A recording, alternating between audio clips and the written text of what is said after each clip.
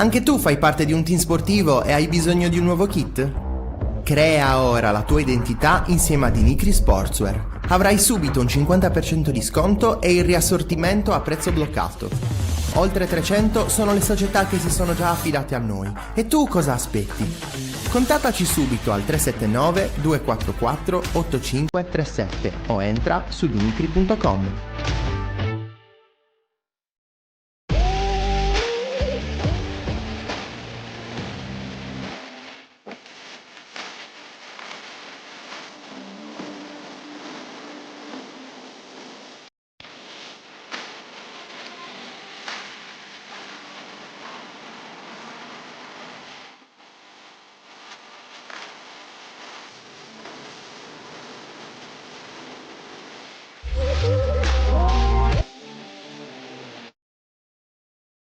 Buongiorno 131, la diretta, l'esclusiva, tutto in uno, ospiti speciali, non manca nessuno.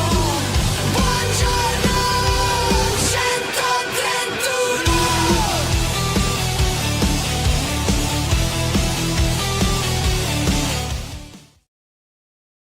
Buongiorno e ben trovati a questo nuovo appuntamento su 131 TV, nuova giornata di Buongiorno 131 e ovviamente non sono da solo.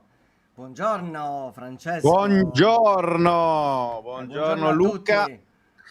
Buongiorno a tutti. Terza puntata di Buongiorno 131, domani ultima puntata per sempre. No, non è vero. Finito il format. Finito, Ci basta. abbiamo È stato bello per 4 giorni, però basta perché non vogliamo più svegliarci presto e quindi ovviamente si scherza.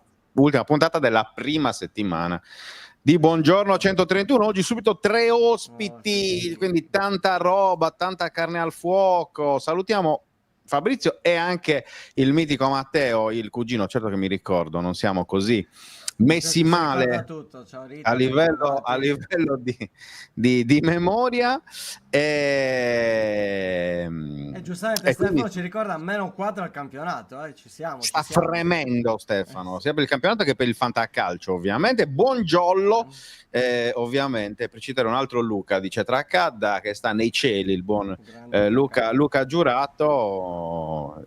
Va detto che Luca Di Leonardo sta studiando per diventare come Luca Giurato in tutti i sensi, cioè famoso e poi anche insomma che evoluzione. Bello stare all'aria condizionata, devo essere sincero. E questo è un colpo basso, questo è assolutamente un Dovete colpo basso. sapere. Intanto salutiamo Giovanni da Sofia, addirittura dalla Bulgaria. Fantastica questa situazione.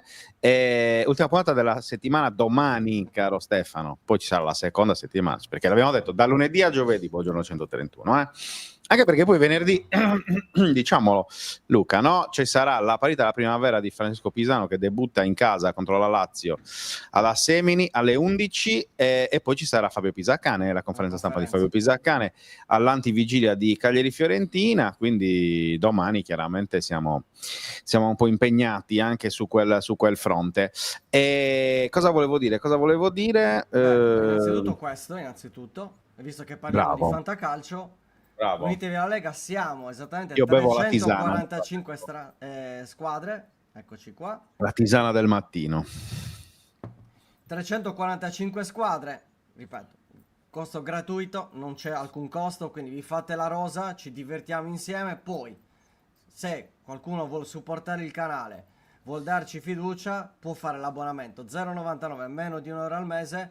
Siete inseriti all'interno del canale Telegram che sta già iniziando a essere bello, diciamo, compatto, bello presente, e quindi ci stiamo anche divertendo. Quindi se vorrete farne parte ovviamente dell'abbonamento, ma al di là di questo, Fantacalcio, Fanta 131 inizia sabato, ci saranno i primi 2 anticipi, quindi mi raccomando, fate la formazione 345, arriviamo almeno 350-360 da qui a fine diretta, su, dai, che ci siamo. Oggi allora, niente stevia per Stefano, che poi dice dalla settimana prossima si torna a lavoro, quindi diventa Buonasera 131.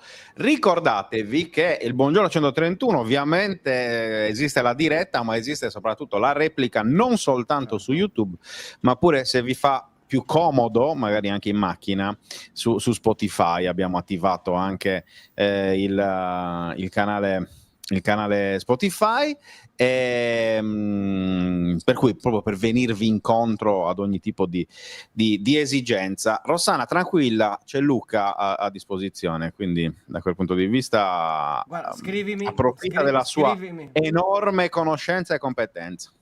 Infatti, scrivimi comunque sui social, così ti guido, ma è molto molto semplice. Devi praticamente andare sul mercato, partecipa al mercato, c'è il simbolino più in basso a destra, clicchi, c'è tutta una lista, tu lì hai 300 crediti e devi fare la spesa. Semplicemente questo, ci sono i prezzi, tu hai quel budget, che Bella questa metafora, ragazzi. 8 Ma che difensori, poesia, che poesia. 8 centrocampisti e 6 attaccanti. Mi è venuta così, ti giuro. Non lasciamo niente al caso, Niente proprio. al caso. Grande cioè, Marco, fantastico, grandissimo. fantastico. Benvenuto anche a Va Tizzi. bene, Comunque ci sono già. Allora, parliamo così, entriamo a gamba tesa. No, più che altro per chiudere, per il Aspetta. discorso del Cantacalcio ne parleremo anche con i nostri ospiti, perché Davide Moi, Giacomo De Martis, che sono i primi due ospiti di oggi, che si collegheranno intorno alle 10:20, ex giocatori professionisti, l'abbiamo detto ieri. Davide è responsabile del settore giovanile del COS, mentre Giacomo è l'allenatore dell'Ossese in eccellenza, quindi ci sarà modo di parlare di calcio sardo, ma non soltanto, perché Davide e Giacomo entrambi hanno fatto il settore giovanile nel Cagliari, hanno giocato in Serie C, in Serie D. Giacomo insomma è una figura anche fondamentale nella storia della Torres, di cui è stato più volte capitano, quindi ci sarà modo chiaramente a breve di parlare in generale un po' dello stato di salute del calcio sardo, partendo ovviamente dalle due squadre professionistiche più tutte le altre categorie poi a pioggia. Ma prima di collegarci con loro sfruttiamo questa dozzina di minuti circa, caro Luca, perché chiaramente tutti ci chiedono di mercato, soprattutto mi dicono che che il tuo livello di volume è ancora un po' bassino da quel punto di vista, quindi Non vi so dire, mi sentite ancora basso? prova ad avvicinare proprio il microfono. Ancora dov'è? Aspetta, guarda. È qua. Avvicina. È così? Forse se lo metti. Così ti sentono meglio. Così ti sentono, immagino meglio. Vediamo un po'. Chi è che ce l'ha segnalato? Matteo Zizzola. Zizzo, mandaci una come si chiama? Un messaggino per capire. Così non peraltro, perché da domani se no ti compri una specie di piedistallo per il microfono per mettertelo sotto, proprio sotto la bocca, più vicino, in maniera tale che si senta meglio. Vediamo. Ditemi un po' se così mi sentite meglio. Perché Appena parla, dice. appena parla. Appena parla. E parla. Parliamo, Credo un po' parliamo. meglio comunque. Allora, Credo un ringraziamo po'. Stefano che ha donato 20 euro, però non è arrivata la notifica e quindi grazie davvero, ragazzi. Sempre più basso rispetto a Francesco, no? Basso. Io non lo so allora che cosa è successo. O Ma mi tra l'altro allontano sono qua. io. Sono Io comunque qua, ti sento tra l'altro. meglio, Ti sento uguale, dice Matteo. Identico. E se, No, vediamo se vado di. su regola automaticamente il volume del microfono? Sì, prova a murigare un po' le opzioni, perché dovete sapere che noi che facciamo sempre tutte le prove, perché noi ci colleghiamo 20 minuti prima, Esatto. chiaramente per fare le prove audio, e noi non abbiamo mai problemi, però è il bello della diretta, grazie Ditemi poi se soprattutto ora a mi sentite streamer. Ti meglio. sento più basso, io ti sento Più sinceramente più basso, sì. Allora, vedi. Prova a mettere al massimo lì, Era già al massimo. E adesso? Ora? adesso un po' meglio. Dice Matteo Zizzola che aveva il tuo stesso problema fino a qualche Messo. settimana fa. È già a 200. Vediamo. Dateci un altro feedback. Anche perché io non faccio testo perché Luca lo sento bene, quindi però io sono dentro lo studio di StreamYard, quindi probabilmente come mi sentite? ho una percezione diversa. Vabbè, uguale amen, dice. Vabbè, allora Sento mi fare allontano urlare. io, dai, mi allontano io, così magari sentite. No, c'è da sentite dire un che il po' tuo meglio. microfono è decisamente migliore del mio. E vabbè, ma su questo c'è poco da Quindi, fare. Se no, Basso. aspetta, no, facciamo una cosa. Mi abbasso io, così poi potete eventualmente alzare direttamente il microfono, cioè il volume generale. dite un po' così. Se... No, il microfono è proprio qua, ragazzi, guardate, qua, eccolo qua. Quindi... Esatto. Ma è un Esatto. problema che ho qua con StreamYard, perché l'alto fa sente bene, Sì, Luca un po' esatto, basso. è un Scusate. problema un po'... Cioè non dipende da noi, dipende dalla piattaforma. Perché appunto Luca ha la stessa... Ecco, così meglio dice Matteo. Dai, vabbè, forse abbiamo trovato il sistema. E insomma, sulla bellezza c'è poco da fare, caro Andrea Antonio, non vediamo l'ora di ritrovarti. Comunque va bene, passiamo avanti, poi lavoreremo anche sul discorso del volume, sì, assolutamente. Ripeto che poi è molto strano perché abbiamo fatto tutte le prove, però vabbè.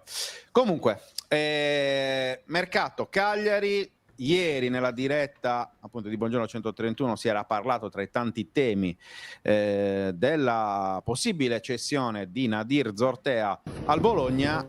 Ecco, stiamo vedendo le immagini degli amici di Canale 88 di Bologna. Nadir Zortea che da possibile cessione è diventato cessione assicurata, cessione certa.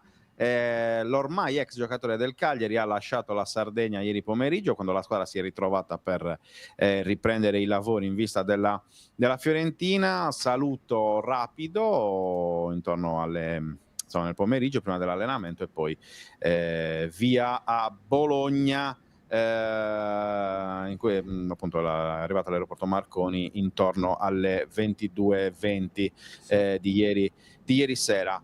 7 milioni e mezzo senza bonus, la cifra del trasferimento di Zortea. Leggevo qualcuno che ci chiedeva nei commenti se ci fossero appunto bonus o se la cifra fosse di 8 milioni, 10 milioni o quant'altro. In realtà no, cioè da quanto abbiamo appurato la cifra è appunto 7 milioni e mezzo pulita, diretta, nonostante appunto quello che poi si scrive magari anche sui cartacei.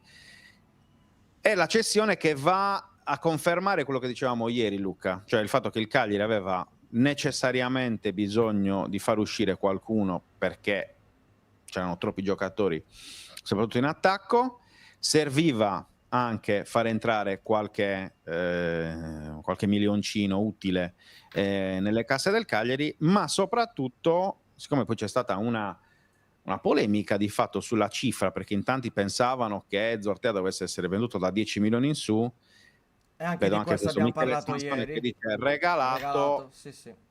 Secondo me bisogna anche rendersi conto di una cosa, ovvero meglio mandarlo via a 7 milioni, meglio cederlo a 7 milioni che comunque con il valore di bilancio arrivato a 3,75 milioni di euro, quindi praticamente ci hai guadagnato il doppio rispetto a quello che è il valore effettivo a bilancio, perché tutti quando fanno il calcolo della plusvalenza calcolano il prezzo di acquisto. Ok, Infatti, ma devi sempre considerare che è passato un anno e il giocatore si è svalutato a livello di bilancio, ok? Certo. A prescindere da qualunque tipo di calcolo.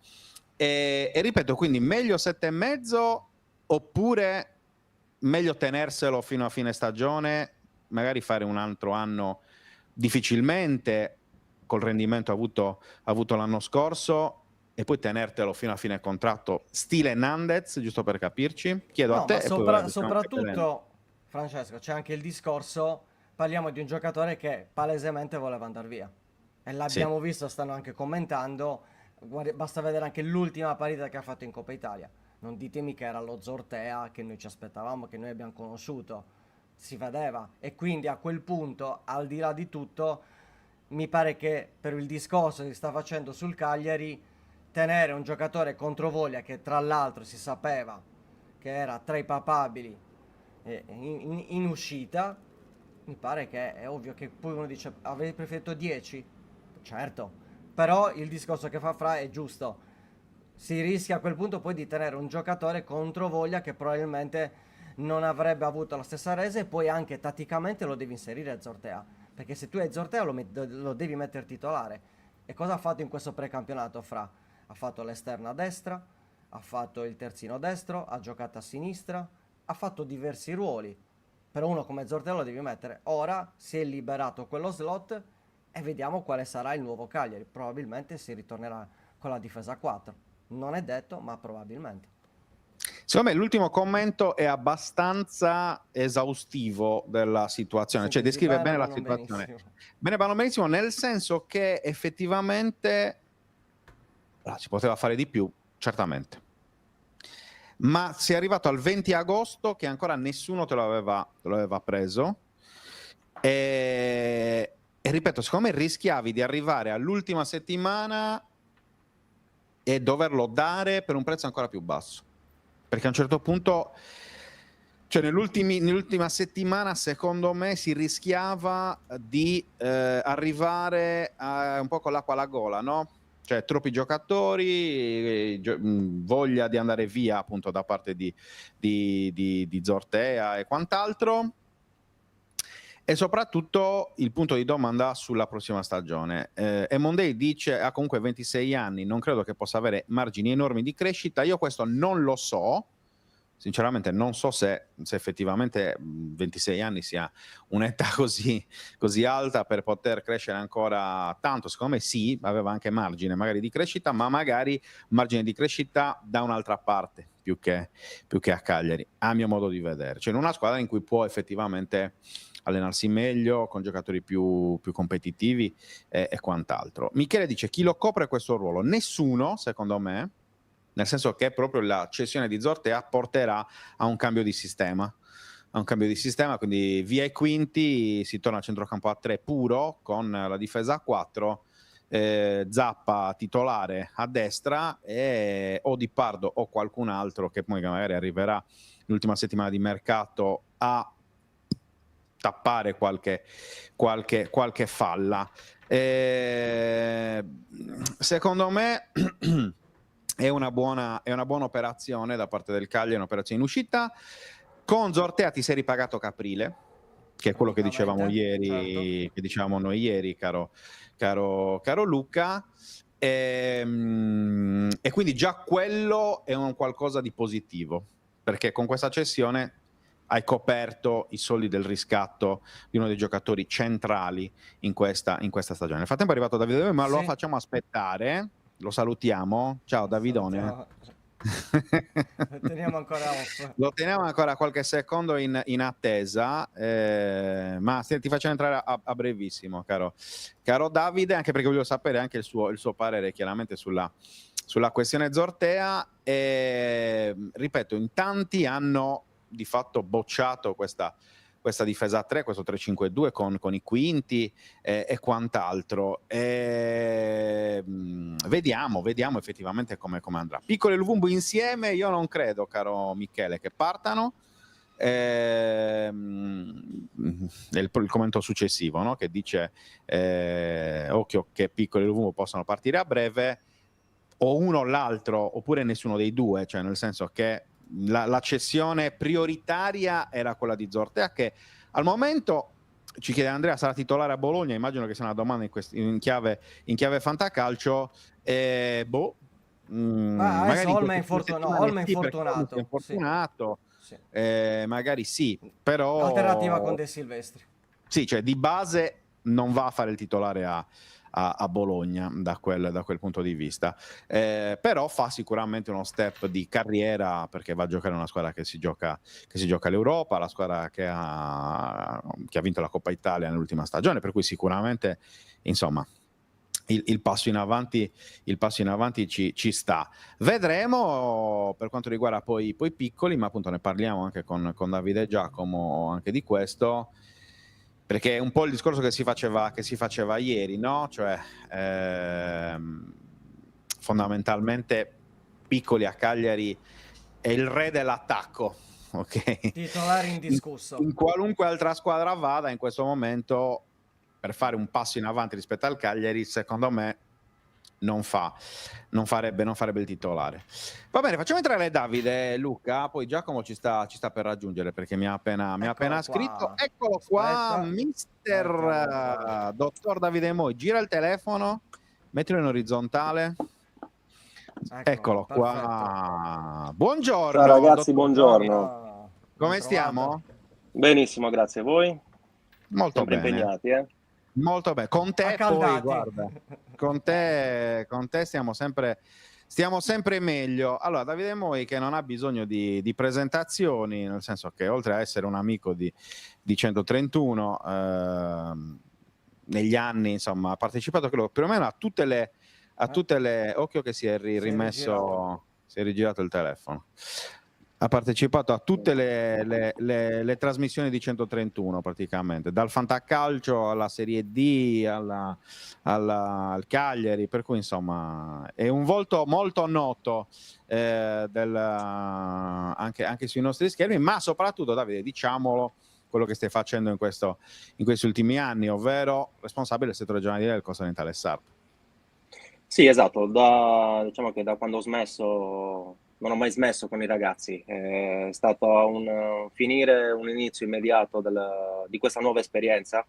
Il calcio, il pallone è sempre al centro del progetto e dunque sono qua a contatto con i ragazzi, mi mantengono giovane e dunque questa è già una gran cosa.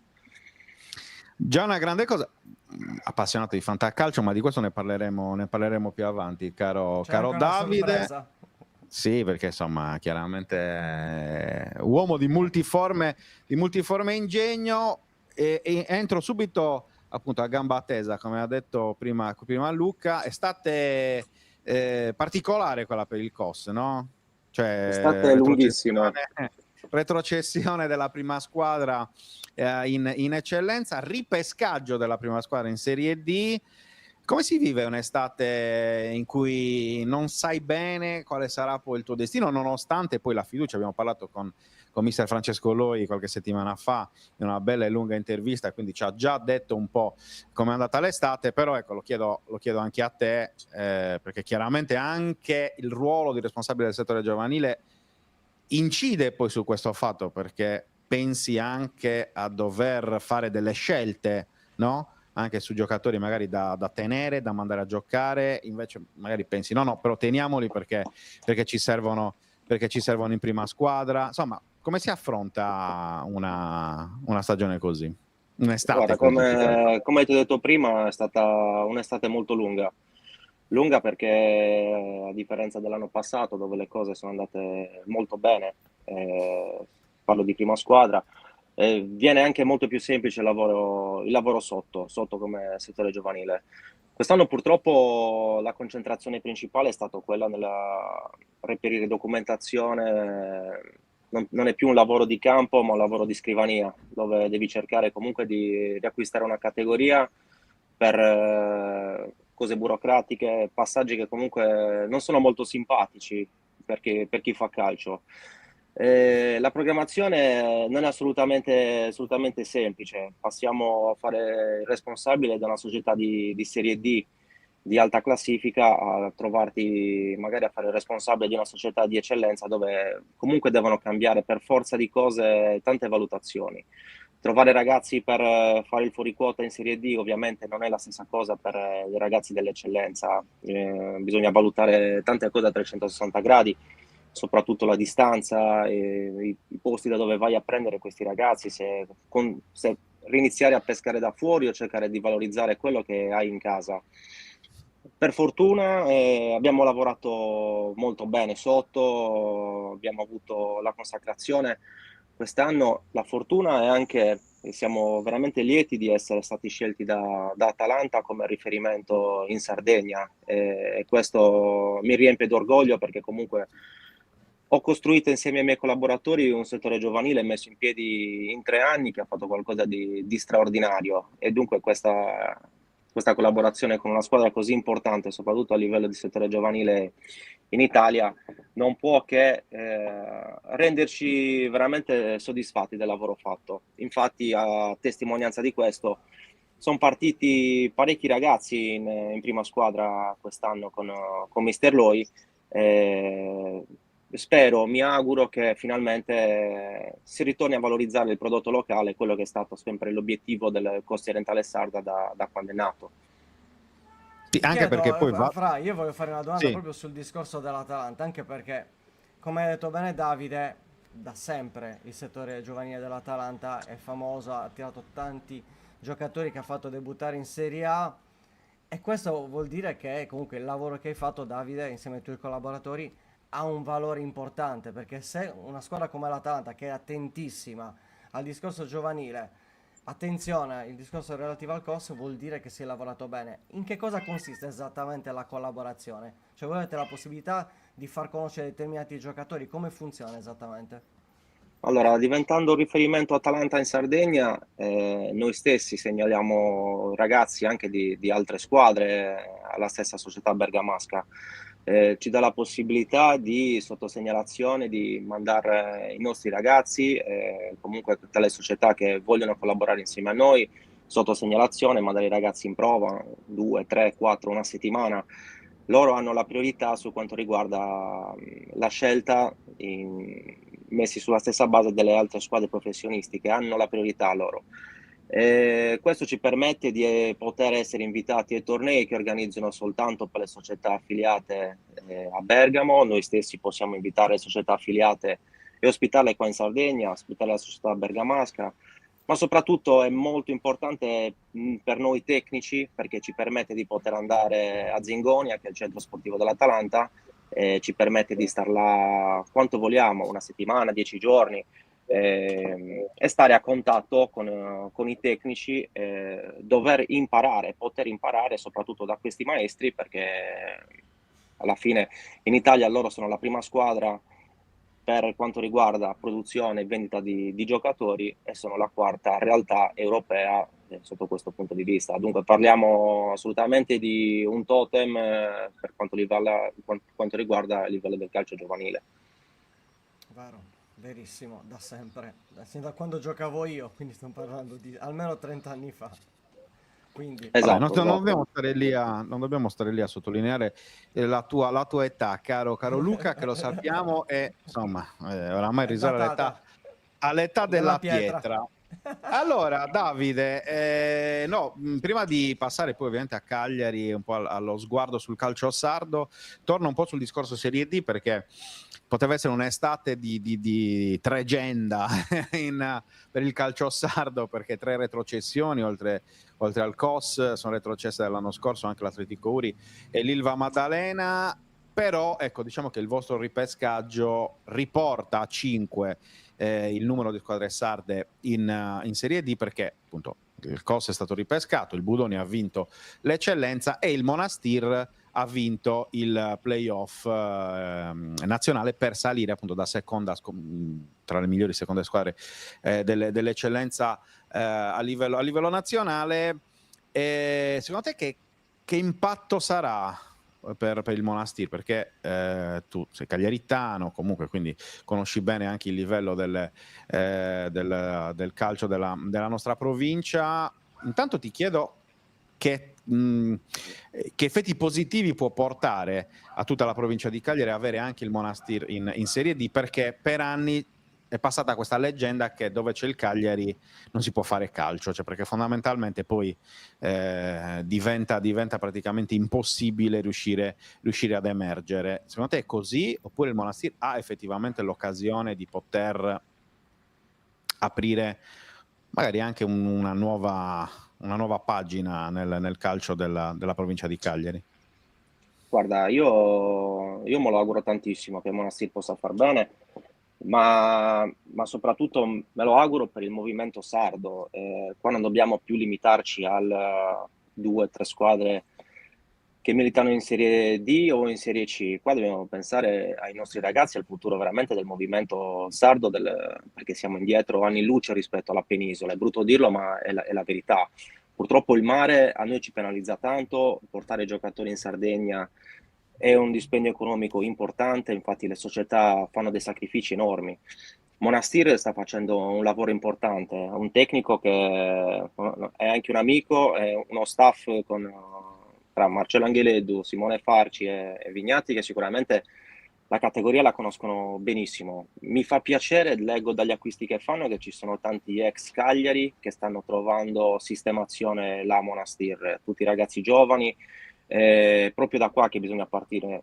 Col Cagliari non ci deve essere uno scontro, ma noi dobbiamo utilizzare il settore giovanile del Cagliari per dare sfogo ai ragazzi. È impensabile che tutti i ragazzi che escono fuori dalla primavera possano andare a fare calcio professionistico. Il fatto di avere uno sfogo vicino a casa come Monastieri potrebbe essere a livello logistico qualcosa di molto importante per loro. Ti voglio parlare della nostra provincia, dell'Ogliastra. Il fatto che il COS è stato ripescato ha sbloccato tante altre realtà, perché sono molto contento che il Tortolì è stato ripescato, si riaffaccia nuovamente l'eccellenza. A catena sotto sono risalite altre società ogliastrine, dove comunque qua il calcio è molto complicato, perché a livello logistico, a livello di comunicazione, di strade, non è molto comodo. Non stiamo parlando del Cagliaritano, dove ti metti in macchina e in un'ora arrivi a Ristano. Qua in un'ora ce lo metti per arrivare quasi da un paese all'altro, no? E dunque è molto importante guadagnare categorie, sia a livello di prime squadre, ma soprattutto a livello di settore giovanile, perché una categoria più in alto di una squadra significa aumentare esperienze, significa aumentare concorrenza, e sono cose che ai nostri ragazzi servono tantissimo. Purtroppo non siamo in Lombardia, dove i ragazzi si incontrano sempre con realtà importanti, no? Noi siamo un po' limitati a incontrare, a fare campionati provinciali, no? Dove mettere il naso magari fuori dall'Ogliastra diventa sempre impegnativo. Invece già sapere che nei campionati anche più alti come l'Eccellenza militano squadre ogliastrine è qualcosa di straordinario. Il Lanusei, è salito il Sant'Elena, tutte realtà che si sono sbloccate grazie al ripescaggio del COS. Dunque non vediamolo soltanto come livello di Serie D, ma proprio come movimento calcistico sardo che ci ha guadagnato tantissimo. Sai chi è, Luca, uno dei protagonisti del movimento calcistico sardo? Colui che è entrato con qualche minuto di ritardo, va detto, e di questo insomma verrà anche punito, ovvero Giacomo De Martis. Ciao Jack, ben trovato. Pensavo ci dovesse essere l'invito, io stavo attendendo, scusatemi Riccardo. Giacomo De Martis, altro Buongiorno. grande amico di 131, allenatore dell'Ossese. Si può dire, Jack, la candidata principale alla vittoria dell'eccellenza, o stai già toccando ferro? Non si vedono le mani, Giacomo. Ogni tipo di situazione, no? Ben trovato. Volevo vivere l'esordio a questa trasmissione diversamente, già mi metti pressione al primo minuto. Ovviamente gamba tesa di nuovo, un ottimo organico, ma detto questo ci sono anche delle altre società e squadre che sicuramente ambiscono allo stesso obiettivo, anche perché purtroppo ci sono delle retrocesse, quindi è chiaro che hanno dal punto di vista proprio della professionalità dell'organizzazione, della struttura societaria, una struttura che gli consente di avere uno scatto maggiore rispetto ad altre società che si stanno strutturando per quella categoria ma ancora non l'hanno vissuta.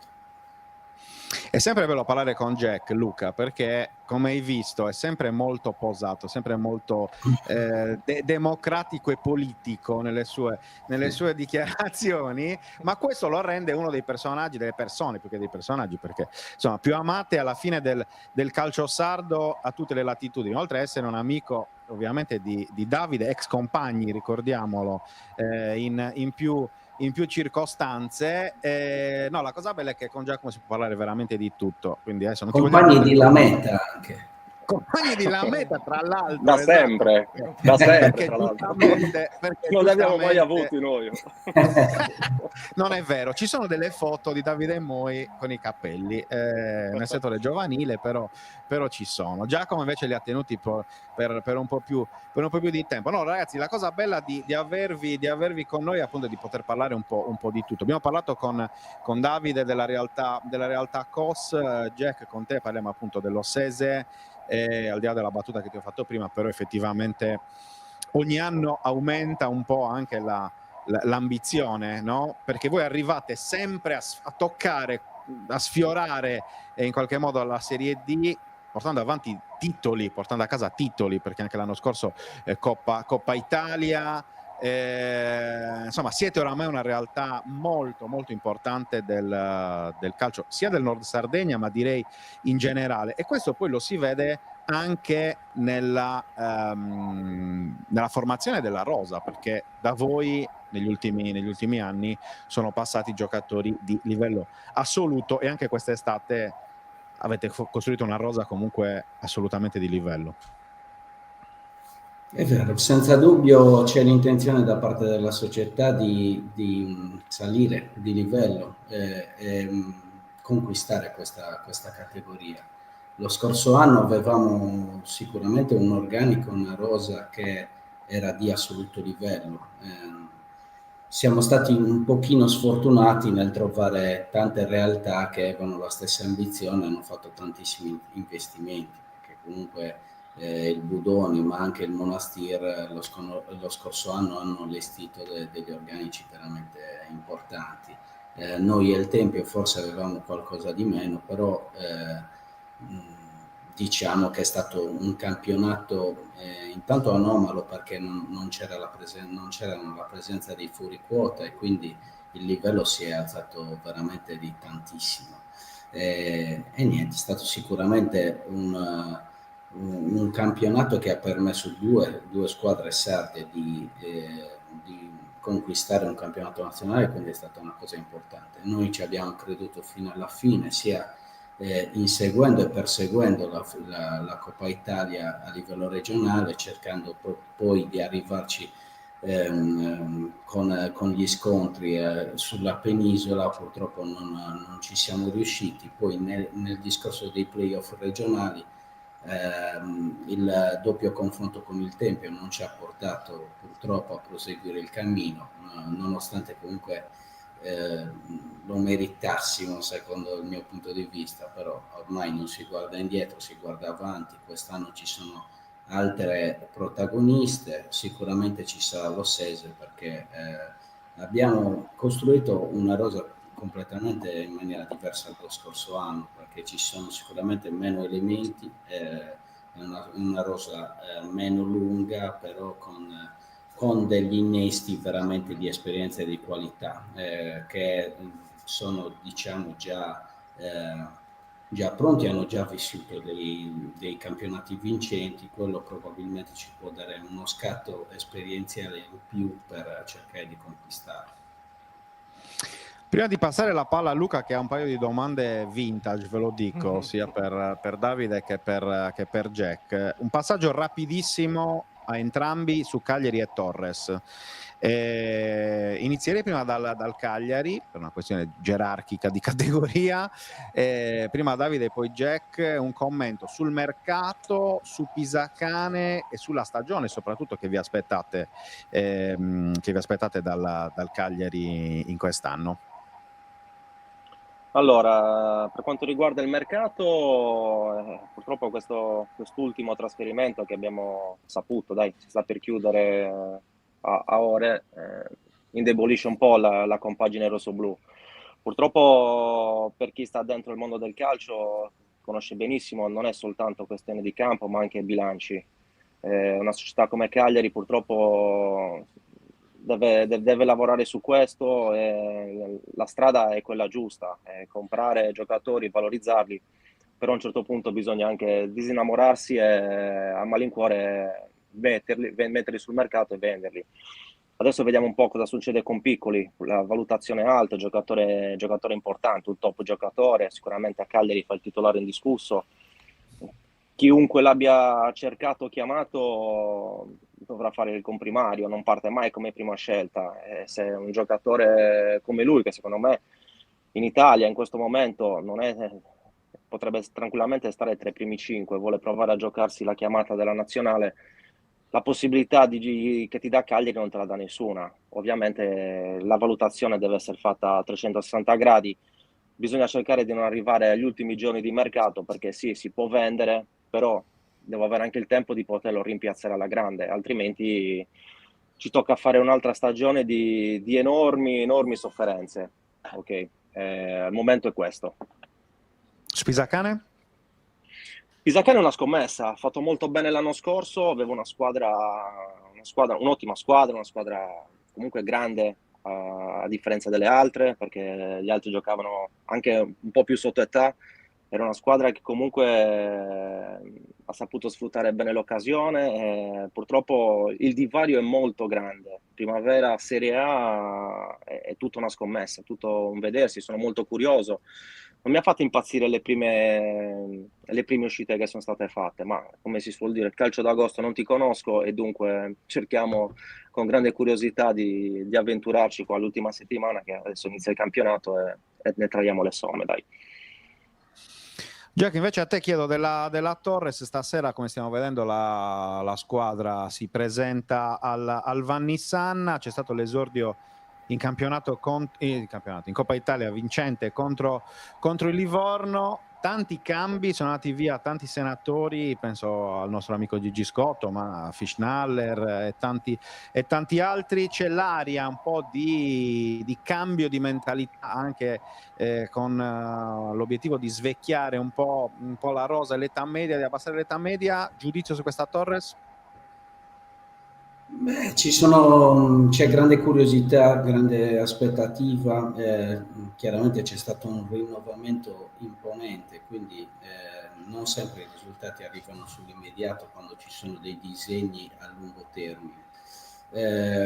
Sinceramente non l'ho ancora vista perché non ho visto la partita settimana scorsa.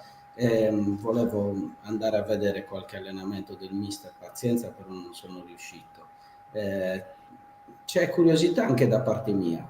Sappiamo bene che questo rinnovamento, anche dal punto di vista tecnico, era sostenuto dalla maggior parte dei tifosi, quindi sicuramente ci sarà un pochino di tranquillità nel digerire magari qualche passaggio a vuoto, però c'è da sottolineare il fatto che la Torres in questo campionato ha fatto un secondo e un terzo posto, è una città, una tifoseria molto passionale, quindi sarà molto importante e determinante l'inizio stagione, perché quello accrescerà probabilmente quelle che sono le aspirazioni, le ambizioni, anche l'entusiasmo della gente, perché quello è di primaria importanza, soprattutto in piazza come Cagliari e Torres, perché il sostegno dei tifosi, anche la positività che si respira, lascia sicuramente il calciatore più propositivo nell'andare in campo. E niente, io non so, io mi auguro solo che tutto questo cambiamento sia avallato non solo dalla società, perché comunque oggi ho visto che c'è stata la prima intervista da parte della proprietà, che è una cosa che non succedeva da tanto, e questo è sicuramente un buon inizio, perché sostenere con la faccia le proprie intenzioni, il proprio disegno di progetto è una cosa fondamentale che i tifosi stessi richiedono, e quindi io mi auguro che sia Cagliari che Torres possano arrivare a quelli che sono i suoi obiettivi, anche perché ne gioca tutto il movimento. Ho sentito prima Davide che parlava di un movimento, panorama sportivo, no, a livello regionale. Queste sono le nostre rappresentanti a livello nazionale, ed è bene che per la crescita di tutti quanti vivano dei campionati di alto livello e continuino a farlo per dare seguito a tutti gli altri, di avvicinarsi a loro. Luke, momento vintage. Sì, è il tuo momento. Due finestre. Inizio con Davide, perché ho visto che nella tua carriera hai giocato in piazze abbastanza calorose. Parlo di Foggia, parlo di Salerno, di San Benedetto del Tronto e di Catanzaro. Tra questi quattro ambienti, qual è la città dove ti sei trovato meglio e soprattutto dove magari ti ha stupito la passionalità da parte dei tifosi? Beh, sicuramente San Benedettese è la squadra che in proporzione abitanti spettatori al campo è qualcosa di forse anche difficile da spiegare, no? Una città che ha 40.000 abitanti, ti trovi allo stadio con 8.000 persone, no? Dunque capisci bene che tu giri per San Benedetto, sei quasi una divinità, no? E tuttora mi capita, dopo 20 anni quasi, di tornare ancora qualcuno che mi riconosce. Mia moglie, che tra l'altro è di San Benedetto del Tronto, mi dice: ma com'è possibile che una roba Con del quella genere? faccia difficilmente Con non ti riconoscono, Cioè, mi permette, Giacomo credo che sia d'accordo con me in questo, cioè, onestamente, cioè, Jack, non so, con quel fisico e con quella faccia non riconoscerlo, Davide, cioè, ci vorrebbe veramente coraggio, però questo è un altro Vero, discorso. però è una piazza straordinaria. Poi ovviamente, che ti dico, Salernitana per quanto riguarda pubblico, per quanto riguarda lo stadio, è qualcosa di incomprensibile che vada ancora a giocare in campi come la Serie C. Però dai, ha avuto la fortuna e la bravura di scegliere delle piazze belle. Quando giochi in capoluoghi di regione vuol dire che hai fatto qualcosa di importante. È vero, è vero. Io ti ho fatto questa domanda perché vedendo un po' la tua carriera calcistica, quando vedo certe piazze, perché anche Catanzaro comunque è un'altra città passionale e ci tengono, cioè giocate anche quando siete in trasferta giocate in casa, perché comunque sono delle Assolutamente, tifoserie noi che ci trovavamo seguono con tantissimo. 1500 persone a seguito, facevamo la Lega Pro, dunque capisci bene che è una città che ha fame di calcio. Adesso non mi stupisce, ovviamente con una società nuova, in 3-4 anni hanno fatto una scalata incredibile, adesso si giocano sempre i playoff per la Serie B, dunque c'è un entusiasmo bellissimo ed è giusto che se lo meritano anche perché è una città che segue la squadra, supporta la squadra, soprattutto negli ultimi anni che ha avuto parecchie difficoltà sotto livello gestionale di qualche presidente un po' ballerino. Infatti, infatti. E invece faccio la domanda a Giacomo l'opposto, perché tu hai giocato nel Como che era in Serie D, che possiamo dire che a livello ambientale non c'è mai stato l'entusiasmo paragonabile a San Benedetto, Catanzaro, Foggia, Salernitana, però ti aspettavi che 20 anni dopo il Como diventa una delle realtà più interessanti in Serie A? Ma, perché no? Io l'ho conosciuta nell'anno del centenario, era in Serie D, volevano per forzatamente cercare di arrivare immediatamente al calcio che conta. È chiaro che ormai quello che eravamo abituati a vedere qualche decennio fa non lo possiamo dare più per scontato perché le proprietà a livello internazionale spostano gli equilibri perché economicamente portano tantissimo e in piazze dove probabilmente non lo si aspetta. Como però è una città votata proprio all'elite, non solo nel calcio, perché ehm, è una città ricchissima dove una persona normale sinceramente fa fatica a vivere dal punto di vista economico, quindi probabilmente hanno scelto quella città proprio per questo motivo, perché è un progetto futuristico dentro una città turistica ricca che comprende diciamo, le famiglie più importanti della Lombardia, sicuramente non è una cosa sbagliata, ho visto il progetto dello stadio, è veramente una cosa È un incredibile. progetto che va al di là del calcio. Sì, sì, sì, ho visto, poi hanno comunque uno stadio storico sul lago, il posto è meraviglioso, cioè, no, no, no, no, non mi sorprende questa cosa assolutamente. È chiaro che poi tutto nasce dagli investimenti e in questo momento c'è Cagliari, però sono poche le società in Serie A che hanno una proprietà nazionale fondamentalmente, quindi ormai non ci si può assolutamente sorprendere di nulla. E che sono poi alla fine quello che sta facendo la differenza, perché a livello nazionale abbiamo detto Cagliari, Napoli, Atalanta non è più così, tanti fondi, tanti presidenti stranieri che magari hanno cambiato un po' anche la situazione, perché se ricordiamo quando magari giocavate voi era sicuramente un calcio completamente diverso, cioè è cambiato tutto ormai. questo lo chiedo anche a Davide, com'è cambiata, ecco, è ovvio che si va sempre a giocare a pallone, si gioca in 11, però l'evoluzione lo vediamo anche dalla tipologia, anche come parlano magari gli allenatori, i moduli che sono quasi delle situazioni superate. E ritornando al discorso poi del calcio sardo, mi viene da dire, ma quanto è indietro ancora la Sardegna da questo punto di vista, anche a livello di strutture e forse anche di mentalità?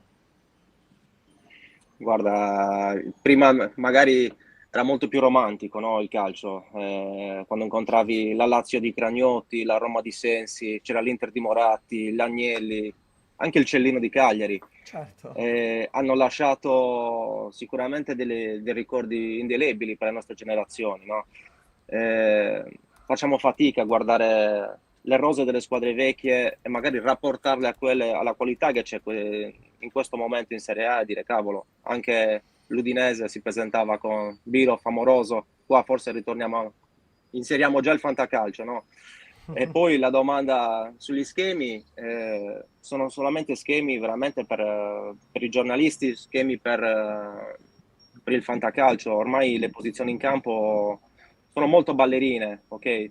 Perché il calcio è cambiato tantissimo. Giacomo sicuramente lo saprà anche meglio di me. Partiamo attacchiamo con un 4-3-3, difendiamo con un 4-4-2. I giocatori in campo adesso sanno fare un po' tutto e trovare quelli che fanno meno errori possibili. Quella è la differenza sostanziale in questo momento. Perfetto. Giacomo? Jack, non so se anche tu vuoi aggiungere qualcosa a questo ragionamento. Certo, no, sicuramente la competenza degli addetti ai lavori è aumentata, ma è aumentata perché ci sono stati dei cambiamenti, no? E soprattutto ci sono delle evoluzioni nei flussi, nelle proposte, nella metodologia che sono continuamente innovativi e quindi per allenare bisogna stare sicuramente al passo e anche per dirigere delle società che in questo momento non sono più società ma sono aziende, perché anche è proprio la conformazione proprio societaria che sta cambiando. Certamente negli investimenti in Sardegna non siamo stati lungimiranti, soprattutto nel semi-dilettantismo, perché poi la Regione Sardegna dà la possibilità di investire, soprattutto molto spesso dà dei finanziamenti per poterlo fare. Probabilmente noi siamo in ritardo, quello che possiamo fare è certamente accrescere quelle che sono le competenze e metterle a disposizione dei ragazzi, perché poi sono quelle che fanno la differenza, perché storicamente ci sono ragazzi che sono usciti e cresciuti e l'effetto Zola è sicuramente una prova tangibile. Da campetti di periferia sono arrivati fino allo Stamford Bridge, quindi poi oggettivamente sono la volontà, la passione, il talento, la predisposizione, l'atteggiamento, le competenze che vengono messe a disposizione dei ragazzi che poi alla fine fanno la differenza. Probabilmente più di un campo d'erba perfetto, però anche quello serve perché in questo momento è giusto anche che tutti i ragazzi abbiano le stesse opportunità. Questa è una cosa molto importante ed è una responsabilità per tutti concedere. È cambiata Prima di molto la salutarti- metodologia su queste cose, perché comunque adesso c'è anche l'utilizzo dello psicologo, cosa che prima assolutamente ai giorni nostri era molto sottovalutata. Era sottovalutata la figura del preparatore atletico, figure che sono entrate con prepotenza adesso nel calcio di oggi, cioè il match analyst, cose che prima non riuscivamo neanche a capire la vera importanza. Invece adesso si danno giustamente queste figure professionali, sono entrate in pianta stabile nelle prime squadre, vediamo degli staff molto numerosi dove ognuno ha un compito ben preciso. Inizialmente, quando abbiamo iniziato a giocare con Giacomo, c'era il mister che faceva tutto. ok, magari te lo beccavi a farti anche la fasciatura. Invece ora è tutto molto più curato e i risultati si stanno vedendo perché comunque di giovani ne vengono fuori, non bisogna fare sempre essere pessimisti, i ragazzi ci sono, i ragazzi vanno anche stimolati, l'aiuto dello psicologo è molto importante sotto questo punto di vista. Va bene ragazzi, vi salutiamo con questa domanda. Che stagione sarà per l'Ossese? Lo chiedo a Davide Moi. Che stagione sarà per il Cosse? Lo chiedo a Giacomo De Martis. E inizio da Giacomo. Domanda così. Inizio da Trabocchetta. Giacomo, ok. Ma io Sì. credo che vabbè, la struttura della società, anche con il cambio logistico, sia di altissimo livello. Conosco, so e seguo intanto la crescita che hanno fatto nel settore giovanile e do atto anche al percorso che sta facendo Davide, e poi sotto il profilo sportivo consideriamo che da Muravera alla Cosso comunque non so quanti anni di permanenza nella categoria ci siano, però sono tanti e sono un'anomalia per la Sardegna, perché comunque c'è continuità, ci sono investimenti. Io credo anche che diciamo per sfortuna o per demerito la retrocessione dello scorso anno dia assolutamente stimolo e cerchi anche di spronare sotto tutti i profili quelle che sono state le mancanze per cercare di fare meglio quest'anno, ma io non ho dubbi che come per gli anni precedenti la Cosso sicuramente sarà una delle squadre più attrezzate dal punto di vista regionale in un campo nazionale, perché poi è sempre stato quello il suo ruolo. Davide? Allora, anche se Giacomo non vedo le mani.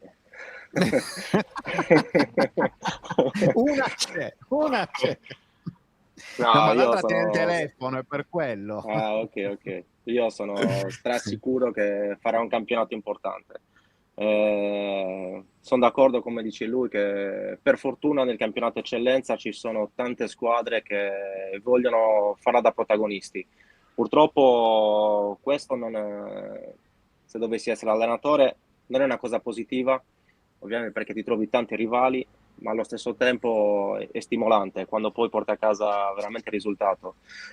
Hanno cambiato poco e come sempre aggiungono dei tasselli che possono fare la differenza. E questo può essere un punto a favore. Il fatto di mantenere sempre la stessa guida testimonia le capacità di Giacomo sulla gestione, sulla metodologia che ha improntato in questi anni. È inutile dirlo, Giacomino, fare un gran campionato anche quest'anno. Dai. Te lo auguro. Bene,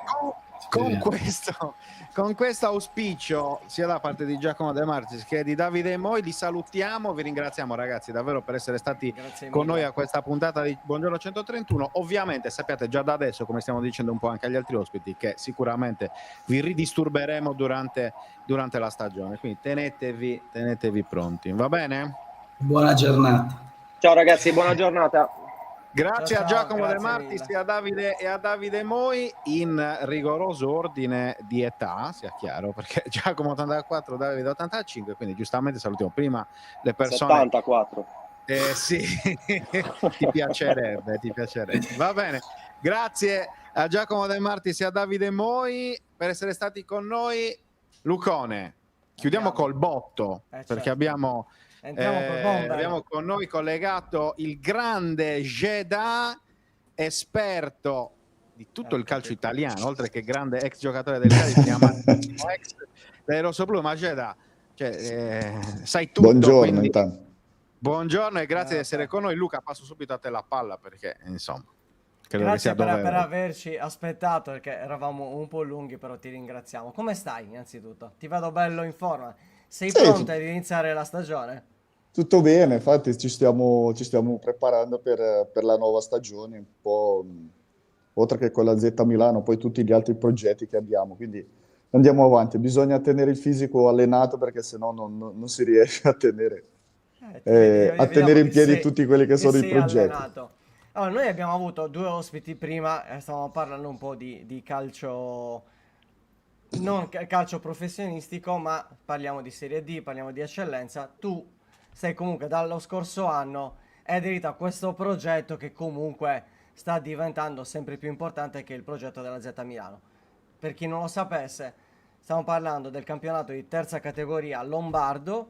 Voi siete arrivati straprimi e quest'anno inizierete la seconda categoria. È corretto, Geda? Assolutamente sì, corretto, ma è una squadra che ha attirato molto l'attenzione di molti, del pubblico, soprattutto quel pubblico un po' giovanile che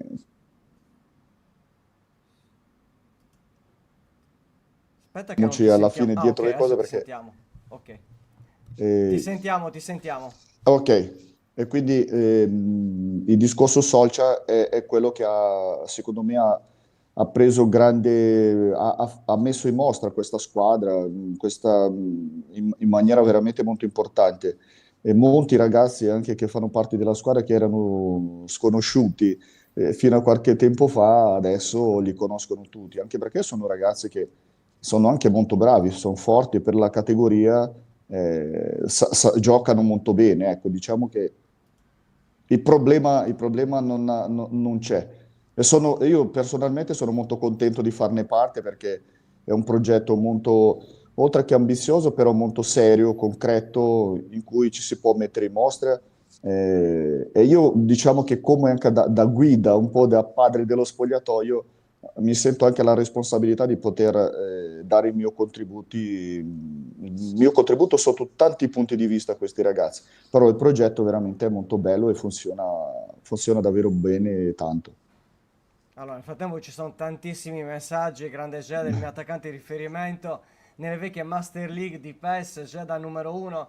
Geda torna a Cagliari. Insomma, lo sai anche quando viene a Cagliari che nessuno ti ha mai dimenticato. Per chiudere sul discorso Z Milano, abbiamo qui il nuovo allenatore, che è Darione Hubner. Eh sì, ma guarda, a me quando l'ho saputo dalla notizia, ovviamente sono rimasto molto, mi è piaciuto molto l'idea, perché comunque è una persona di calcio, è un ex giocatore, è uno che ha una storia, un passato. Chiaramente tanti non lo conoscono, magari, sai, però io ho avuto l'onore e la fortuna di poterci anche giocarci contro di lui, ed è una persona davvero, sai, poi, come dico sempre, fare il giocatore è una cosa, allenatore è un'altra cosa, e soprattutto fare l'allenatore di una squadra come la Z Milano, no? Che ha gli fari puntati tutti i giorni, e questo non è semplice, non è facile, però io penso che lui sia sicuramente un profilo ottimo da poter trasmettere anche quella esperienza necessaria per gestire anche uno spogliatoio dove sono arrivati anche altri giocatori forti per completare la squadra. Secondo me la squadra quest'anno, cioè l'anno scorso era già fortissima, quest'anno secondo me è ancora più forte, secondo me, un punto di vista, però quello va tradotto, tutto questo va poi trasformato sul campo, bisogna dimostrare sul campo di essere forti, però le premesse sono davvero ottime, e già partendo da un allenatore come Obiner penso che si parte molto bene. Quindi obiettivo, promozione in prima categoria. Ah sì, quello no, dagli non si scappa. Assolutamente. Allora, Non si chiudiamo un po' il scappa. discorso della Z Milano e entriamo un po' nel capitolo Cagliari, perché chiaramente siamo a 4 giorni dall'inizio del campionato di Serie A. Cagliari-Fiorentina domenica alle 18:30.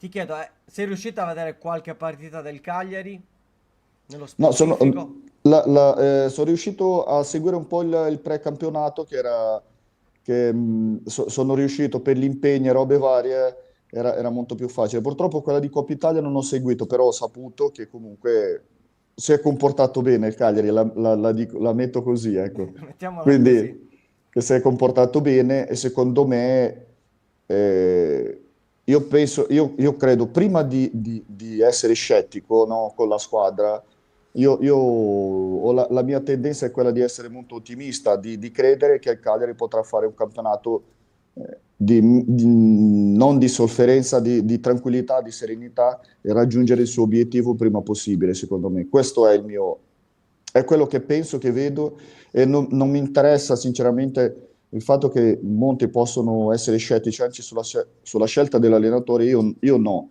Io sono molto curioso di vederlo all'opera in campionato.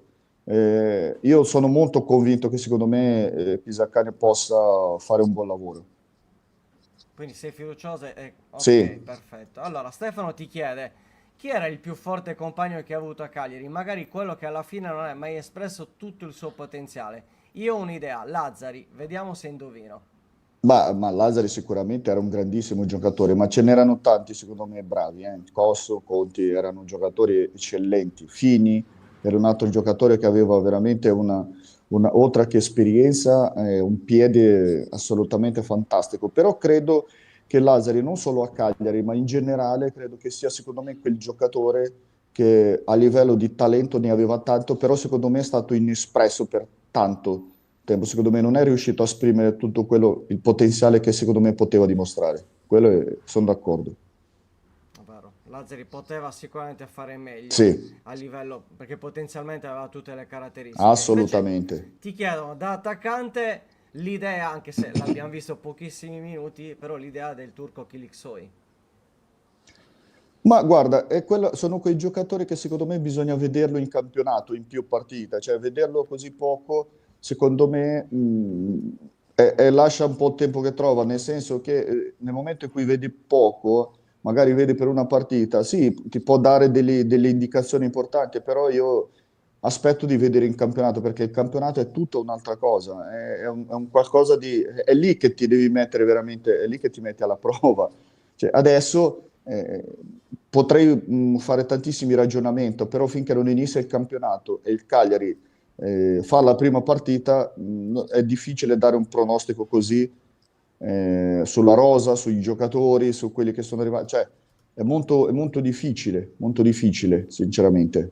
Lo Beh, aspetto di vedere. beh, c'è il famoso detto, è ovvio che una volta che inizi comunque a fare la preparazione, le prime amichevoli, calcio di agosto non ti conosco, perché comunque abbiamo visto in tante situazioni squadre che Bravo. magari a inizio stagione, ma mi viene in mente un esempio che non c'entra, però per far capire, lo scorso anno il Napoli perse 3-0 alla prima contro il Verona e poi ha vinto lo scudetto.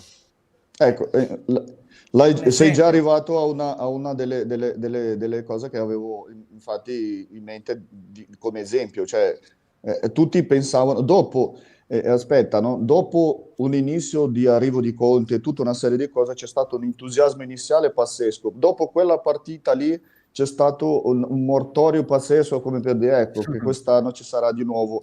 Invece ho detto dateli tempo, ma io vi giuro che io ero uno di quelli che dicevo sempre, dateli tempo perché secondo me è troppo presto per giudicare un allenatore come Conte in questo momento. E infatti alla fine, come è arrivato primo in campionato. Cioè, questo secondo me sono quelle valutazioni che vengono fatte magari all'inizio di pancia perché vedi quel momento lì, allora giudichi solo quel momento. Invece bisogna giudicare tutta una serie di momenti, no? E questo è una cosa importante, cioè non è detto, cioè, ma guarda, voi conoscete bene la situazione che adesso torniamo di qualche anno indietro, il Cagliari di Allegri, non quelli là che abbiamo fatto le 5 sconfitte di fila. E poi lo Uno avrebbe 0-0 col detto, Milan bravo, alla sesta. poi uno avrebbe detto, ma sì, ma sono già retrocessi questi, no? Alla fine dove siamo arrivati? Cioè, quindi bisogna essere molto attenti poi a giudicare, a prendere delle decisioni. Infatti anche lì in quella situazione noi siamo stati bravi giocatori perché noi abbiamo preso una posizione molto netta, perché il presidente era molto tentato poi di cambiare allenatore, cambiare guida, però noi abbiamo assunto una responsabilità noi, senza dare la colpa all'allenatore, perché sai l'allenatore è così, no, ho detto la colpa è nostra perché siamo noi che andiamo in campo e se non rendiamo perché qualcosa dobbiamo fare diverso e di più.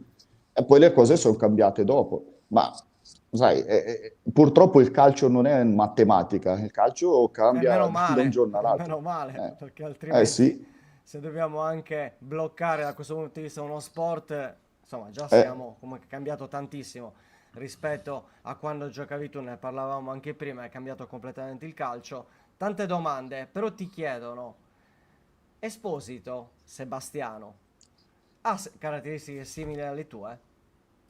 Ma no, secondo me lui è più, diciamo che è più attaccante, secondo me, di me. Io ero, diciamo che ero un attaccante che potevo fare il trequartista, potevo fare la seconda punta, cioè mi muovevo molto di più. Però io mi auguro, spero che lui sia un attaccante di quelli che veda la porta, cioè che veda, perché di quello che ho visto all'Inter, devo dire che mi ha sorpreso parecchio. Non mi aspettavo una personalità, un ragazzo che secondo me sa lavorare bene, si mette a disposizione, e io credo che poi andando in un ambiente come Cagliari, che io dico sempre, secondo me è una delle piazze, soprattutto per i giocatori giovani, migliori in assoluto, secondo me possa aiutarlo a contribuire a veramente a fare tanti gol, ecco, in cui lui possa sentirsi tranquillo, sentirsi considerato, soprattutto ammirato, apprezzato dalla piazza. Quello non è un problema, basta che si comporti come si deve, da giocatore vero, e faccia il suo. Non sarà un problema essere amato dalla piazza. Quindi io lo vedo molto più attaccante, molto più finalizzatore, secondo me, rispetto a me. Quindi abbiamo qualche punto di caratteristica un po' diversa, secondo me. Lui è molto più, diciamo che è molto più potente come giocatore, secondo me. Quindi Beh, anche a livello fisico sicuramente ci sì, sono delle fisicamente. differenze, perché Bravo. poi ricordiamoci sempre che Esposito nasce come centravanti, poi si è Infatti. spostato un po' magari Si è adeguato per trovare esatto, si è spazio. un po' spostato dal centro dell'area anche per quel motivo, ma lui quando nasce, quando esordisce con l'Inter a 16 anni, era per fare la prima punta, non la seconda. No, Geda, ti chiedo, a proposito di attaccanti del Cagliari, perché ovviamente poi il discorso non può che essere su Piccoli, perché sappiamo, no, che è il giocatore più in discussione sul mercato in uscita potenziale del Cagliari, nel senso che c'è questo interesse della Fiorentina che già da settimane ha messo gli occhi sull'attaccante, sul centravanti rossoblu. Mancano 10-12 giorni alla fine del mercato.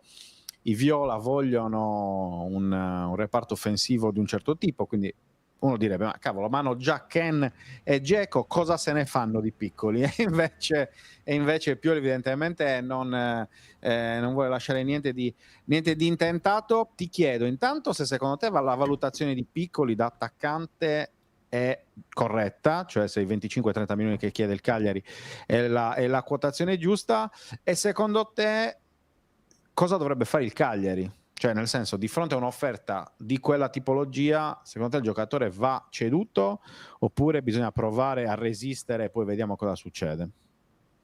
È chiaro che se la richiesta è sui 25, soprattutto andiamo sui 30, se arriva sui 30 e la Fiorentina è disposta a darlo, è chiaro che è molto difficile per il Cagliari trattenere, secondo me, un giocatore così. Anche se io personalmente già dicevo dalla fine del campionato che era un giocatore che tratterrei sicuramente, perché al Cagliari servirebbe un giocatore come lui, ed è uno che già conosce molto bene la piazza, l'ambiente, conosce i compagni, sa come gioca la squadra.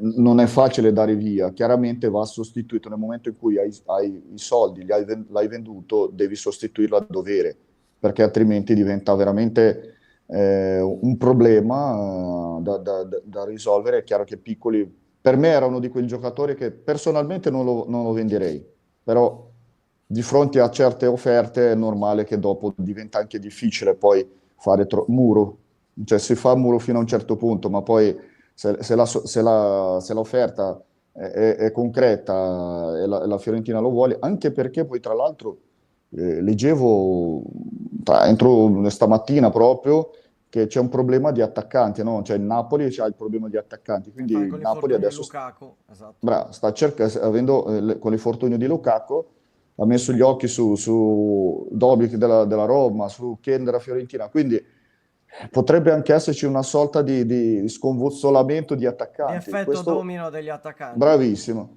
Cioè, quindi bisogna anche vedere questo aspetto qui, Però se mi chiede se lo cederei, io Piccoli no, non lo cederei personalmente, quindi me lo terrei perché secondo me è uno dei giocatori che io punterei fortemente per la prossima stagione. Ti ribalto la domanda poi prima di dare la parola di nuovo a Luca, perché tu giustamente hai detto se io fossi il club lo tratterrei, siccome tutti i tifosi del Cagliari lo vorrebbero trattenere, però ti chiedo, se fossi Piccoli, cioè se tu fossi Piccoli, vorresti restare un altro anno a Cagliari di fronte a queste possibili offerte e la possibilità appunto di fare uno step in avanti di carriera? Perché la nostra idea, lo abbiamo detto anche ieri, ma insomma lo ripetiamo da tempo, è che proprio anche in un progetto di crescita personale, e io 2 giorni fa ho fatto l'esempio di Vieri, tanto per dire, che ti ricorderai, Bobo Vieri, prima di diventare Bobo Vieri, aveva dovuto mangiare il famoso pane duro della Serie B, delle piazze in cui crescere, in cui magari anche avere la possibilità di sbagliare. Ecco, la mia impressione è che probabilmente a Piccoli servirebbe un altro anno a Cagliari per consolidarsi e poi davvero poter diventare un giocatore da nazionale, perché no? Cioè non è detto che se tu vai a Firenze e giochi 15 partite, 20 partite da titolare, a parte che bisogna vedere quanto segni, seconda cosa quanta pressione hai in più rispetto a una piazza come Cagliari, e soprattutto se sbagli quanta pazienza hanno anche tifosi, allenatori, staff, società e quant'altro. Cioè secondo me gli converrebbe stare un altro anno a Cagliari per poi vedere. Tu come la vedi su questo?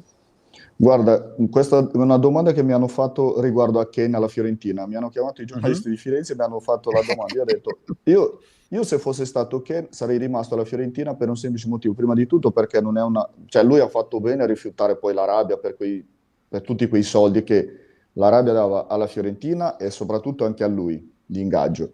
Però è stato molto intelligente e questo vuol dire che secondo me sta maturando e che su Piccoli è un po', diciamo che è la stessa cosa. L'unico problema ovviamente, come vi ho detto, vi ho accennato prima, è un discorso che se arriva una squadra forte della volontà di prenderlo, no? Con dei soldi in mano e dice ok Cagliari vuoi 30 milioni, io 30 milioni te lo do, poi chiaramente sicuramente va a guadagnare anche più soldi. È chiaro che diventa, di fronte a queste cose, è molto difficile poi fare troppo muro, la società non riesce, però io personalmente se fossi Piccoli, una piazza come Cagliari, poi io non faccio paragone con la mia di carriera perché io a Cagliari purtroppo mi sono successe tutto al contrario di tutto perché io era la squadra che io avrei finito la mia carriera tranquillamente, però... Non abbiamo dubbi. Piccoli è un giocatore giovane, chiaramente per la sua crescita, giustamente, chiaro che Firenze anche lì è una piazza molto bella, importante, però allo stesso tempo sono obiettivi diversi e tu ti andresti a confrontare anche con giocatori, con obiettivi diversi, con una pressione anche diversa, perché lì non ti chiedono di salvarti, ma ti chiedono di raggiungere altri obiettivi. E questo secondo me non so se in questo momento lui possa essere già pronto, preparato per un discorso di questo genere. Magari un altro anno a Cagliari, io personalmente penso che gli servirebbe e sarebbe molto importante e fondamentale consolidarsi in Serie A come un giocatore forte. E perché no? Cioè, se fa bene a Cagliari, cioè, non credo che sia un problema anche essere convocati in nazionale se tu sei a Cagliari, perché se fai bene, secondo me sarebbe anche inevitabile andare anche in nazionale, perché no? A me viene da fare un po' la polemica, nel senso che io adesso voglio capire con Zortea al Bologna quanto tempo impiega a essere convocato in nazionale. Eh, Ritornando al discorso, io gioco a Cagliari, io gioco in un'altra squadra. Vabbè, ma magari qualcosa- dipende secondo me se fa il titolare a Bologna, perché io non sono così sicuro che Zordia sia il titolare questo conta a tanto, Bologna. infatti, E bisogna bravissimo. vedere anche, perché c'è anche il discorso che lui può fare sia il terzino destro sia anche l'alternativa Orsolini là davanti. Là Perché davanti. lui può fare anche quel ruolo lì, lui può fare il doppio ruolo, però in chiusura ti chiedo, Giada, allarghiamo un po' il discorso sugli attaccanti italiani, perché io, vabbè, è un'idea che porto avanti, ovvero che sopravvalutazione di determinati giocatori. Nel senso che è notizia di oggi praticamente, Kristovic che andrà all'Atalanta, scusate, intorno ai 25 milioni, questo è il prezzo. Luca è andato al Napoli a 35 milioni, il Genoa non ha riscattato Pinamonti che è andato a Sassuolo, che vorrebbe giocare in una big, c'è il ritorno di Scamacca, Retegui è andato in Arabia. E Piccoli in tutto questo contesto dove lo metti? A livello di potenzialità rispetto a questi giocatori. Ma guarda, io penso che secondo me, io non considero Piccoli meno di questi giocatori qua, devo dirti la verità. Kristovic è un giocatore che a me piace moltissimo perché è un giocatore che si crea le sue occasioni, sa far gol, potrebbe fare molto più gol per le occasioni che crea, secondo me. Stile Piccoli, anche i Piccoli ne sbaglia. Cioè, bravo, Piccoli, però secondo me io non metto Piccoli dietro a questi giocatori. Questi sono, diciamo che sono quella tipologia di attaccanti che si equivalgono tutti quanti, tra Piccoli, Kristovic e Luca. Cioè, secondo me, io penso Piccoli ha un grandissimo potenziale perché è un giocatore potente, è un giocatore che secondo me aiuta tantissimo la squadra.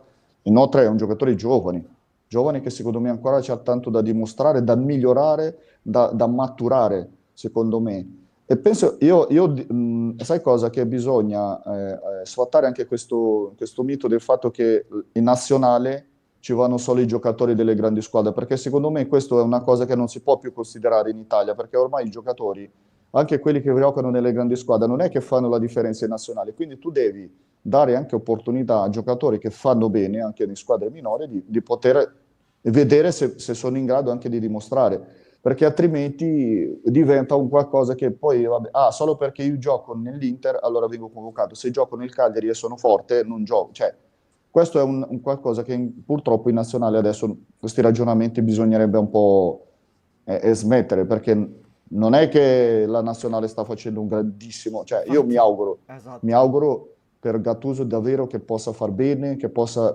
avere in mano questa nazionale e riesca a dare un'identità a questa nazionale che anche se ha giocatori, anche se ha talenti, ma non si riesce a fare un vero gruppo di giocatori forti, non si capisce perché.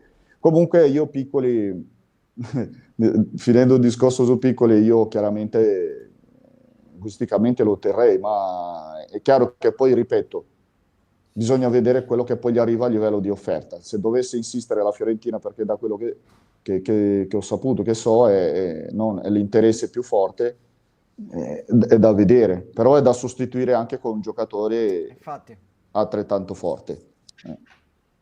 Esatto. Ormai Va 10 bene. giorni dalla fine del mercato. Geda, Perfetto. grazie davvero di essere intervenuto a Buongiorno 131. Anche per te, come per gli altri ospiti, vale il discorso che ritieniti convocabile anche più avanti, perché ci fa sempre piacere parlare con te, appunto, non solo di Cagliari, ma in generale, come abbiamo visto anche oggi, un discorso un po' più ampio e, ripeto, secondo me il discorso sugli attaccanti sono sicuro che ci torneremo, cioè tornerà a essere un argomento di discussione proprio a livello nazionale anche nei prossimi mesi. Quindi grazie davvero a Geda per essere stato con noi. Grazie a voi, un abbraccio a tutti. Mille, Forza Cagliari. Davvero, sempre. In bocca al lupo per tutto, Mi Grazie. raccomando, sono bomber. Ci vediamo. Grazie mille. Lavoreremo per quello, grazie. Perfetto, grazie mille. Ciao Geda, ciao. E ovviamente a vederci anche dal vivo con Geda, non soltanto in videochiamata. Allora, siamo andati un po' lunghi, ma si Come sapeva, cioè tanto con 3 ospiti, poi credo che oggi abbiamo dato diversi temi anche di... Lui si allena. Fantastico. E dicevo, credo che insomma fondamentalmente siano stati diversi temi interessanti trattati oggi. Chiudiamo sul mercato perché durante questa diretta c'è stata anche la notizia, l'abbiamo già mandata su 131, non so se l'avete letta, ma nel caso ve la proponiamo adesso, ovvero si va verso la cessione di Marco Rog ai turchi del Karagümrük, che insomma è una scioglilingua. Io non sono Matteo Zizzola, quindi accontentatevi. Cessione a titolo definitivo, potrebbe andare anche praticamente a titolo gratuito. Stiamo cercando di capire un po' meglio le eventuali cifre, ma sembrerebbe così. Sicuramente a titolo definitivo, contratto in scadenza, ricordiamocelo, a giugno 2026. Posso dire che mi dispiace comunque al netto di tutto. Io tra l'altro ho fatto la domanda a Pisacane su Rog. Ecco, E lui- umanamente sì, mi sì, dispiace, mi dispiace. però va anche capita secondo me la volontà del giocatore, che probabilmente si sente ancora giocatore di un certo livello, che può fare bene, Vuole probabilmente andare a giocare.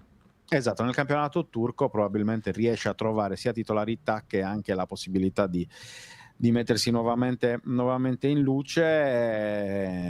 Ripeto, a me personalmente dispiace, perché l'ho sempre ritenuto un giocatore e una persona soprattutto squisita.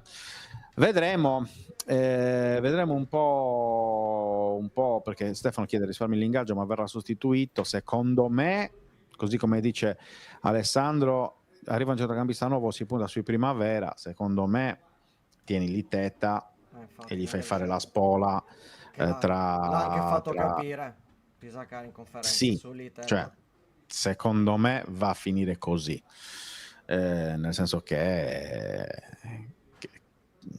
è un giocatore che poi hai già visto, l'ho già testato, ha fatto molto bene, lo abbiamo visto anche durante il precampionato, durante l'estate, quindi insomma. E poi hai anche Cavuoti, come dice Corrado, che eventualmente puoi arretrare dalla tre quarti. È una scelta per valorizzare in qualche modo i giovani, o comunque dare la possibilità ai giovani di essere più protagonisti. Ecco, poi magari non saranno titolari, perché il centrocampo titolare sappiamo che di fatto verte intorno a quei 4 nomi, no? Cioè, quindi anzi 5 nomi, cioè Prati, Adoppo, Folorunsho, De Jong e Mazzitelli.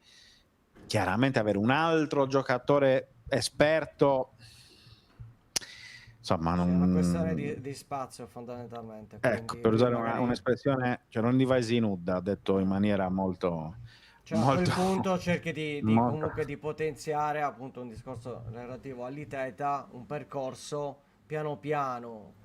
Magari fa qualche allenamento con la prima squadra, fa qualche partita con la Primavera, poi viene convocato. ma anche insomma. Cavuoti, cioè anche Cavuoti, perché Cavuoti l'ho provato spesso nei tre, cioè come mezzala, e quindi E io per lui sono ci sta assolutamente dargli questa ripeto, chance, mi dispiace direi. umanamente per il giocatore, perché speravo che potesse effettivamente avere più, magari anche più possibilità, però evidentemente non voleva fare il sesto centrocampista, e ci sta, perché comunque con la carriera che ha, il curriculum che ha, cioè effettivamente è così.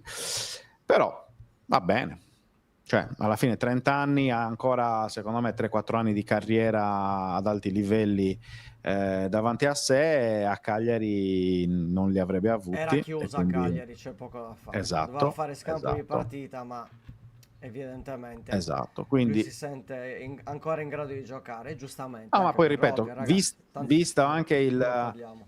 vista la risposta di Cavuoti quando ha giocato, vista la risposta di Liteta, ci sta. Ci sta. E poi soprattutto cioè dei 5 che abbiamo citato prima, 2 sono appena arrivati, che sono Folorunsho e Mazzitelli, e quindi chiaramente non è che ci rinunci. Gli altri 3 sono intoccabili, che sono Prati, Adoppo e De Jong. Dopo, ripeto, cioè, a meno che non arrivi la famosa offerta da 10 milioni, ma che al momento non vedo sinceramente all'orizzonte, cioè ci sta, ripeto, è una scelta che mi trova comunque d'accordo, per cui va bene così. Quindi continua in qualche modo il lavoro di cessioni da parte di Guido Angelozzi, direttore sportivo del Cagliari, molto attivo, come vediamo in questo... Direi. Ecco. Tra entrate e uscite, mi pare che da questo punto di vista ci sono stati tanti movimenti. Quindi vediamo, adesso mancano 10 giorni, 12 giorni. Saranno 2 Molto bene. settimane Nel frattempo, toste, perché leggo già certi messaggi. Nel frattempo, caro Luca, Matteo Zillo ci dice che verosimilmente avrà un adeguamento anche a dopo di contratto, quindi a conferma del fatto che è destinato a restare a Cagliari, ma soprattutto domani presentano alle 4:30 Folorunsho. quindi anche per eventuali dirette fantacalcio, caro Luca, regoliamoci, perché 4:30 allo stadio, però dai, almeno allo stadio, dai. Puoi andare perché c'è l'aria condizionata, visto che a casa tua non funziona. Spoiler. Ho due messaggi a cui ho scritto stamattina, quindi non vedo l'ora di sentirli. Per l'aria condizionata, Ma poi certo, follow room. no, ma che aria condizionata, ma follow room Pensavo. No, te lo dico Pensavo. sì. 4:30, domani è giovedì. Giovedì 21 agosto, Tra yes. l'altro noi domani abbiamo alle 7, non è domani alle 7? Sì, Quindi a infatti, posto. ma tu non mi ascolti quando parlo. Cioè, No, perché mamma, Stai? ho visto questi audio, devo sentire questi audio. Ragazzi, È la io ho paura dell'aria caldo, posso dire. condizionata. Io sono senza Quella aria è- condizionata. È la paura Stamattina dell'aria possiamo condizionata. dirlo. Mia moglie mi Dillo. sveglia alle 7 e mi dice è tutto spento. Ho detto vabbè, riattacchiamo. Quindi calchi per riattaccare il generale, qualcosa non andava bene. Pompa di calore. Oggi 20 agosto. Vabbè, poteva capitarti il 14, dai, pensa positivo, dai.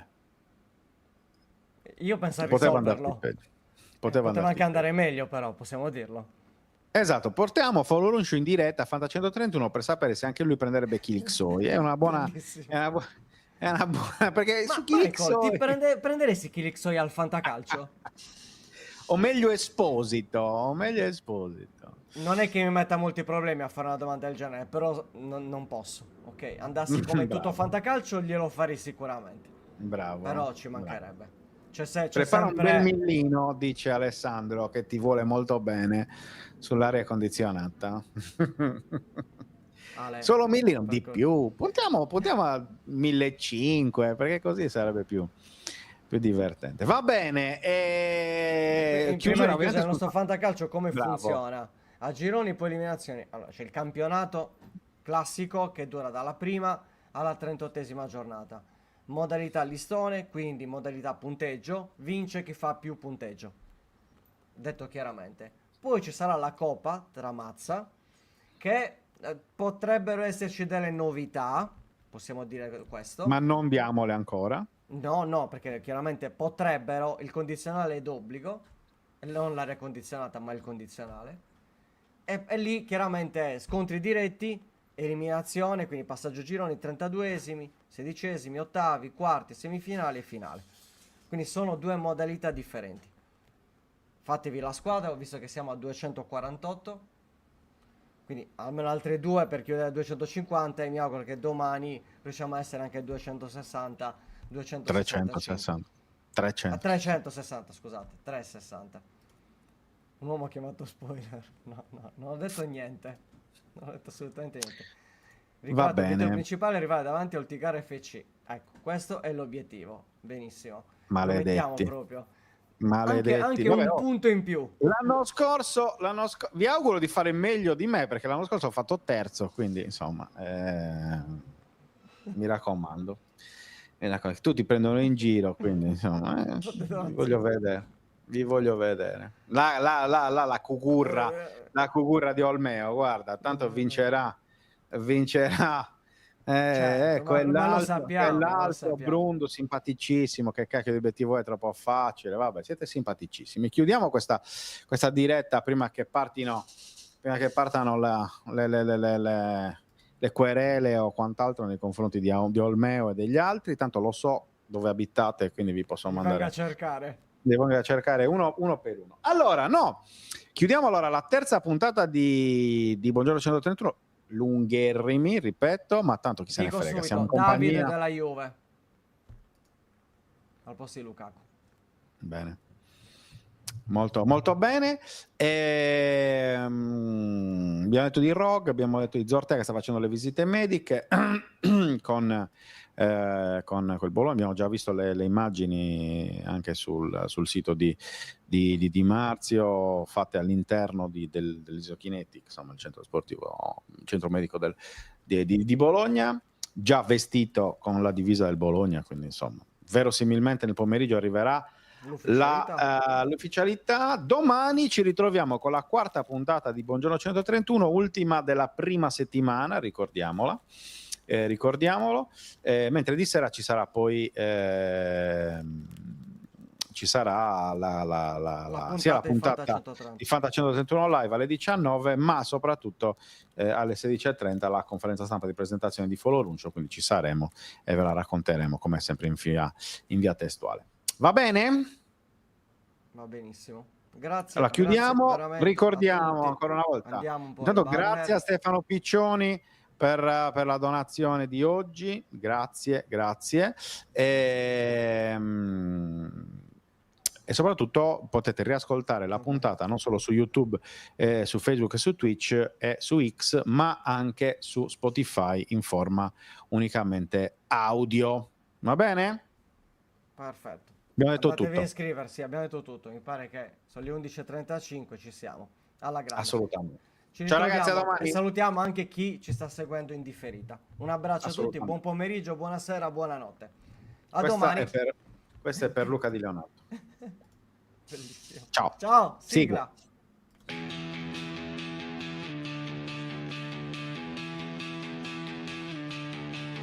La sveglia suona, la redazione in pista, Sardegna in diretta, c'è voglia di notizia, storie di sport, un'isola in piena, storie di vita, a voce alta, alza il volume, fatti sentire.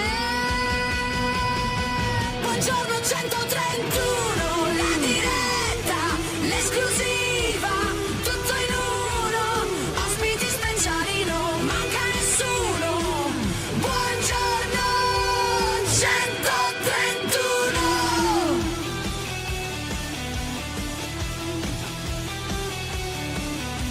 Storie di sport, storie da raccontare, tra il campo e il mare c'è tanto da dire. Alza il volume, fatti sentire.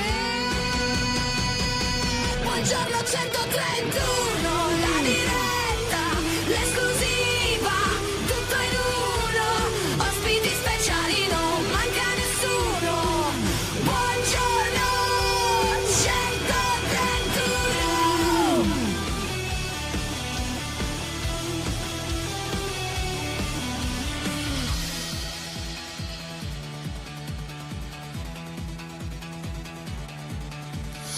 Alza il volume, fatti sentire la Sardegna voce, è pronta a stupire, un ritmo che batte, che non vuol finire.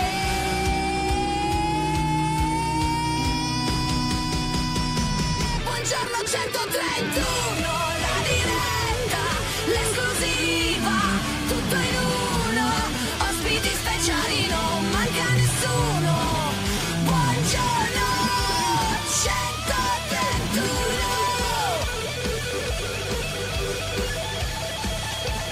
131.